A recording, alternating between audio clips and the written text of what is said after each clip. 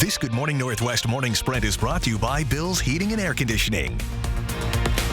It is 6:53, time to get you ready to take on your Monday and your work week with the morning sprint. Sydney Charles has details on this week's critical NATO summit. Bronte Sorosky is live at Ferguson's Cafe with ways you can celebrate the anniversary of the film Benny and June throughout Spokane. But first, today is a weather alert day. Let's get right to Mark to explain. All right, Robin, thank you very much. We do take a look at, again, that first alert weather day, the weather alert day in fire danger due to thunderstorms and the lightning strikes within those thunderstorms. It's all of eastern Washington. It's going to be all of this afternoon, this evening, till about 8 o'clock. We do have active weather in the fact that we do have rain and lightning associated with some of that. And again, not a huge amount of lightning, but we're going to see that continue. We're going to see that throughout the evening hours, and our high today, 84. A new development in the University of Idaho murders case. The school now has consent from prosecutors and defense teams to tear down the home where 4 U of I students were murdered. The school does not know exactly when demolition will happen. Shannon Gray, the attorney for Kaylee Gonsalves' family, says the family does not want the house torn down until after Brian Kohberger's trial. Latah County Prosecutor Bill Thompson has stated in emails to the university that the scene has been substantially altered since the homicides. The Stevens County Sheriff's Office needs your help finding this missing Spokane man. The office says 27-year-old Tyler Keplin was reported missing Friday afternoon and that he was last seen walking away from a job site on Mingle Mountain just outside of Kettle Falls. He was last seen wearing a black or gray sweatshirt, black shorts and shoes. If you've seen him or know where he is, contact the Stevens County Dispatch at 509-684-2555. The drivers of a car and a semi were injured in a head-on crash on US 395 south of Deer Park. Happened about 2 miles south of the city yesterday.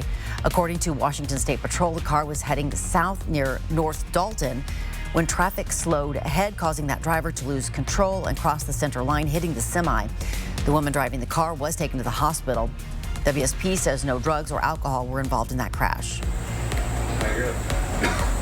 Well, it has been 30 years since Hollywood came here to Spokane and made Benny and June, and the entire city is celebrating. We've been here at Ferguson's all morning.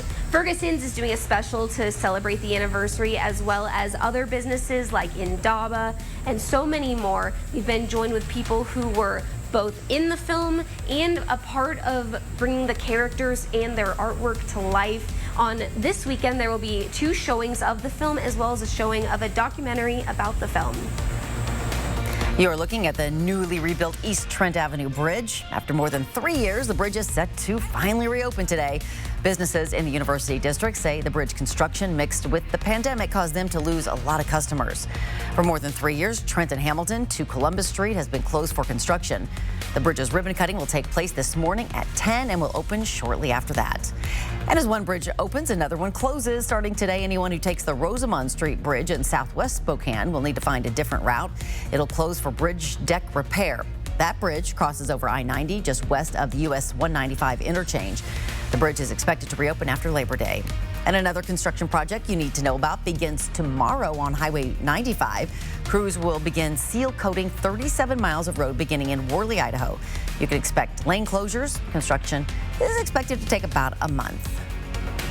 And President Joe Biden is in Europe this morning, where he and fellow leaders of NATO nations are gearing up for a critical summit in Lithuania that begins tomorrow.